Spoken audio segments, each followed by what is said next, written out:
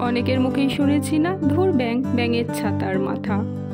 কিন্তু না না, এটা কোনো ছাতার মাথা নয়, এটা ব্যাঙেরই ছাতা, কিন্তু আঁকা। ওই যে আমার ফাঁকা সময়ের সঙ্গী, আঁকাটা আমার নেশা, আগেই বলেছি না।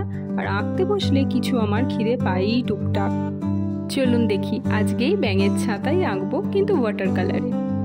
কোনো বড় কাজ তো করাই যায়, কিন্তু সেটা এতটাই সময় সাপেক্ষ আর একদিনে হয়তো শ্যুটও হবে না, যার জন্য দীর্ঘদিন ধরে সেটা করে অল্প অল্প করে শ্যুট করে আপনাদের সামনে আনতে হবে।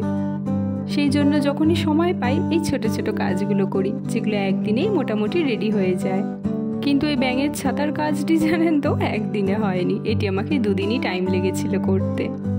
এত সুন্দর কালারফুল ছাতা হয়তো ব্যাঙের হয় না, কিন্তু এই বর্ষাকাল দেখে আমার মাথায় এলো এটা করলে কেমন হয়।